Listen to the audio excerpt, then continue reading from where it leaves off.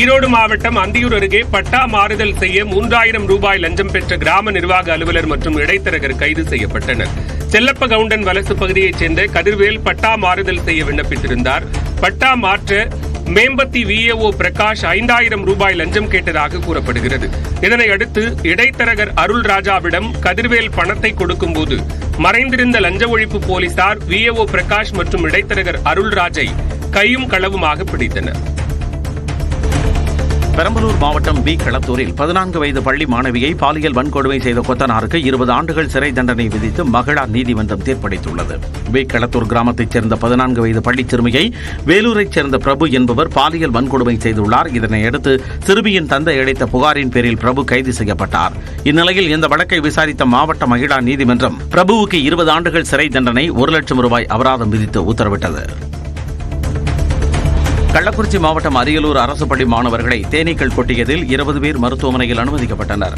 வானாபுரம் அருகே உள்ள அரியலூர் அரசு மேல்நிலைப் பள்ளியில் உள்ள மரத்தில் தேனீக்கள் கூடு கட்டி இருந்ததாக கூறப்படுகிறது. இந்நிலையில் அதில் இருந்த தேனீக்கள் உணவு உண்டு கொண்டிருந்த மாணவர்கள் சுமார் 20க்கும் மேற்பட்டவர்களை கொட்டியுள்ளது. இதையடுத்து மாணவர்களை மீட்ட ஆசிரியர்கள் வானாபுரம் அரசு ஆரம்ப சுகாதார நிலையத்தில் சிகிச்சைக்காக அனுமதித்தனர்.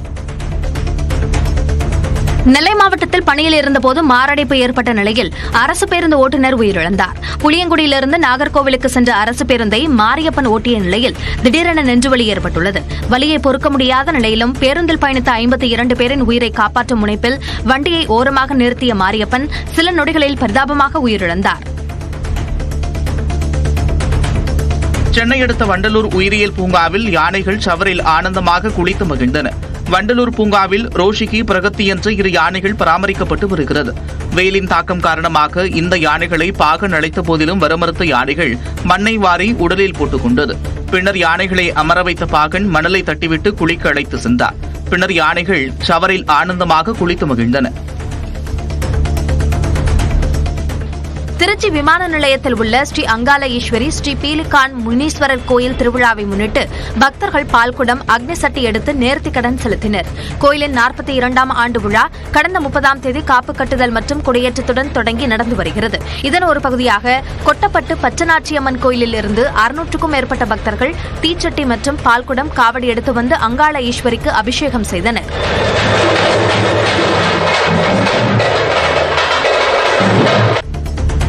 கிருஷ்ணகிரியில் 3ஆம் பாலினத்தவர்களுக்கான பல்நோக்கு மருத்துவ மையத்தை மாவட்ட ஆட்சியர் தொடங்கி வைத்தார். தமிழகத்தில் 3ஆம் பாலினத்தவர்களுக்கான பல்நோக்கு மருத்துவ மையம் துவங்கப்படும் என முதலமைச்சர் மு.க.ஸ்டாலின் கடந்த ஆண்டு சட்டப்பேரவையில் அறிவித்தார்.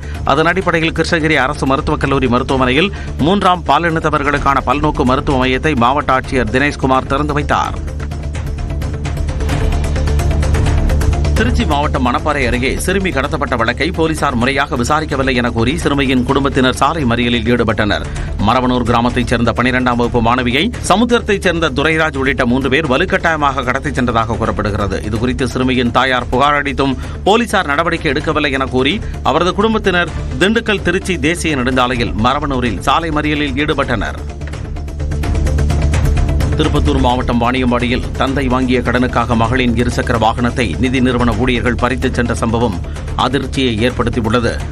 பத்தாம்பேட்டையைச் சேர்ந்த சீனிவாசன் என்பவர் தனியார் நிதி நிறுவனத்தில் 30,000 ரூபாய் கடன் வாங்கியதாக கூறப்படுகிறது. இந்நிலையில் கடனை சரியாக கட்டவில்லை என கூறி அவரது மகள் புனிதாவின் இருசக்கர வாகனத்தை நிதி நிறுவன ஊழியர்கள் பறித்துச் சென்றுள்ளனர். திருவாரூரில் கிரெடிட் கார்டு மூலம் பணத்தை இழந்தவருக்கு 50,000 ரூபாய் இழப்பீடு வழங்க மாவட்ட நுகர்வோர் குறைதீர் ஆணையம் உத்தரவிட்டுள்ளது. குடவாசல் அருகே வடகண்டத்தை சேர்ந்தவர் ரவிச்சந்திரன். இவர் ஆன்லைனில் பொருட்கள் ஏதும் வாங்காத நிலையில் 74,859 ரூபாய் கிரெடிட் கார்டு மூலம் வசூலிக்கப்பட்டது. இந்த வழக்கில் வங்கி நிர்வாகம் ரவிச்சந்திரனிடம் 74,000 ரூபாயை வசூலிக்க கூடாது என்றும் இழப்பீடாக 50,000 ரூபாயும் வழங்க நுகர்வோர் நீதிமன்றம் உத்தரவிட்டது. சிவகங்கை மாவட்டம் கச்சநத்தம் சம்பவத்தில் பாதிக்கப்பட்ட பட்டியலினத்தவருக்கு அரசு பணி வழங்க உத்தரவிட்டும் நடவடிக்கை எடுக்காததால் ஆட்சியர் நேரில் ஆஜராக உயர்நீதிமன்ற மதுரை கிளை உத்தரவிட்டுள்ளது. கச்சநத்தம் வழக்கில் பாதிக்கப்பட்ட கோபாலகிருஷ்ணன் என்பவருக்கு அரசு பணி வழங்க உயர்நீதிமன்ற மதுரை கிளை உத்தரவிட்டிருந்தது.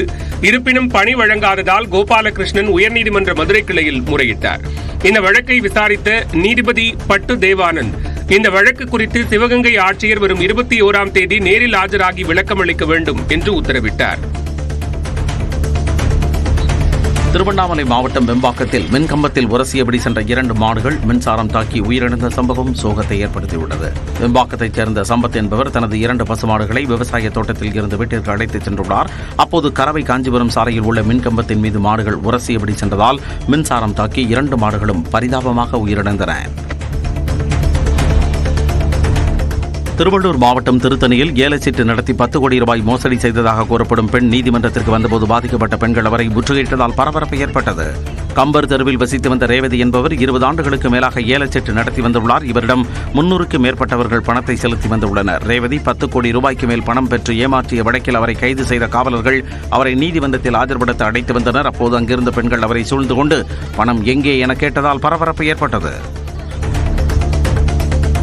மும்பையில் நேற்று வீசிய புழுதி புயலால் பொதுமக்களின் இயல்பு வாழ்க்கை வெகுவாக பாதிக்கப்பட்டது.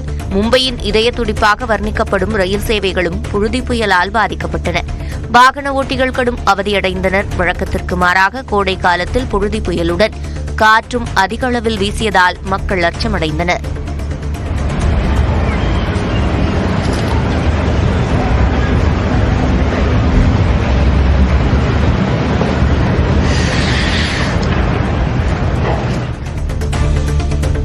தவறான தகவல்கள் மற்றும் தகவல்களை தவறாக கையாண்டதாக கூறி எலான் மஸ்கின் எக்ஸ் தளத்திற்கு அபராதம் விதிக்க ஐரோப்பிய யூனியன் முடிவு செய்துள்ளது.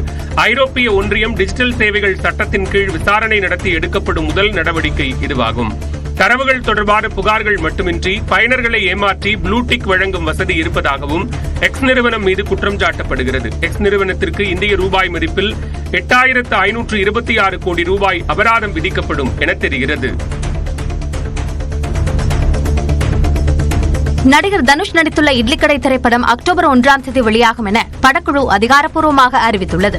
ஏப்ரல் 10ஆம் தேதி படம் வெளியாகும் என முதலில் அறிவிக்கப்பட்டது. ஆனால் அந்த தேதி வெளியீட்டிலிருந்து படக்குழு பின்வாங்கியது.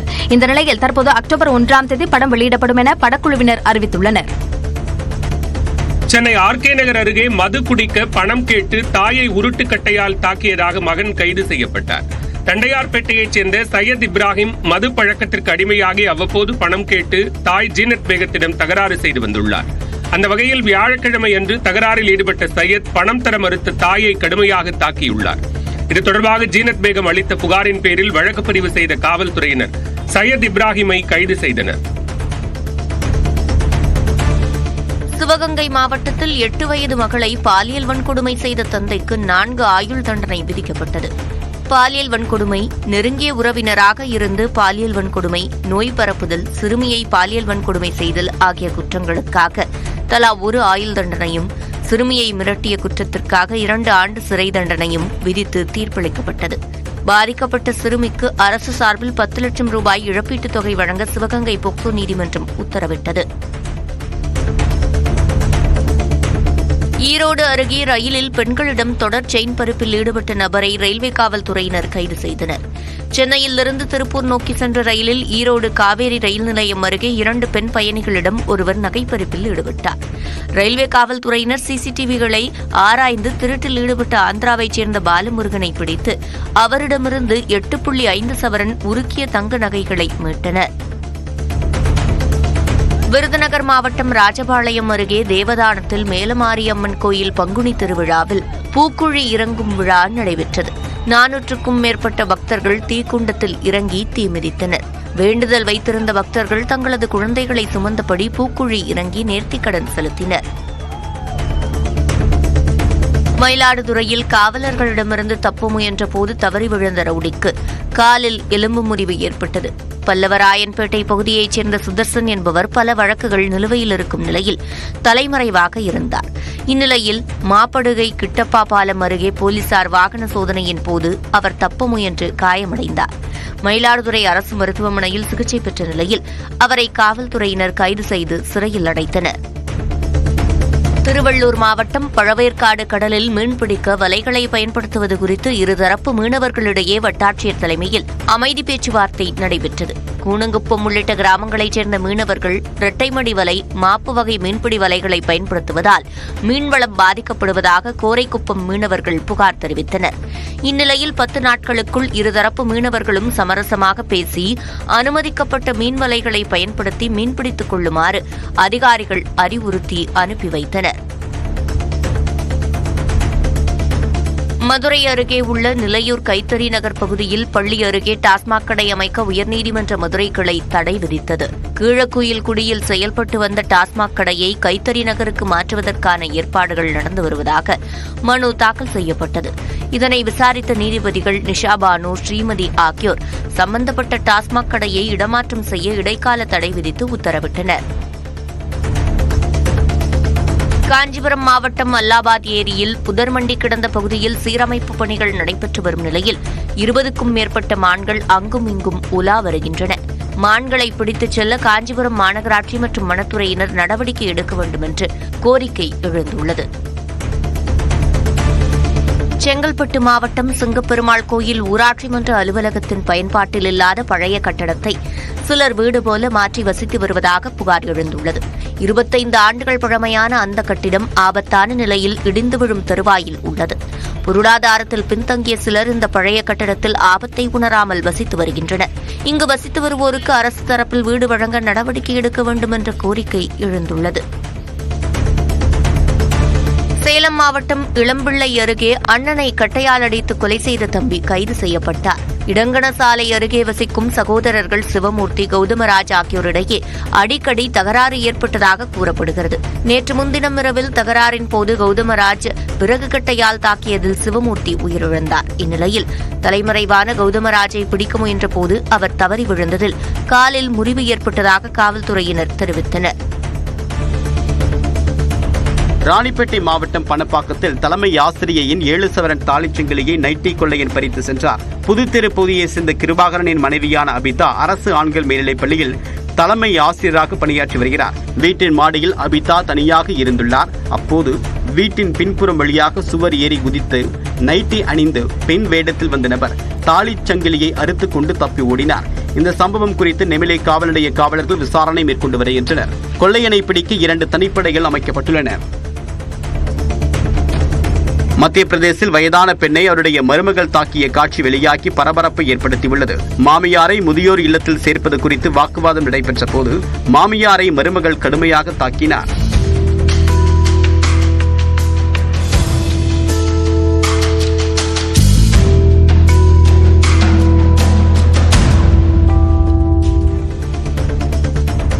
இந்தியாவின் ஸ்டார்ட் அப்புகளை கடுமையாக விமர்சித்து மத்திய அமைச்சர் பியூஷ் கோயல் பேசியிருப்பது சர்ச்சையை ஏற்படுத்தியுள்ளது. ஸ்டார்ட் அப் மகா கும்பத்தில் பேசிய வர்த்தக அமைச்சர் கோயல், தொழில்நுட்ப கண்டுபிடிப்புகளுக்கு பதிலாக குறைந்த ஊதியம் தரும் வேலைகளுக்கு நாடு திருப்தி அடைகிறதா என்று கேள்வி எழுப்பினார். நாம் ஐஸ்கிரீம் தயாரிக்க விரும்புகிறோமா அல்லது சிப்ஸ் தயாரிக்க விரும்புகிறோமா என்று பேசிய கோயல், AI மற்றும் மின்சார வாகனம் ஆகியவற்றில் ஸ்டார்ட் அப் உருவாக வேண்டும் என்றார்.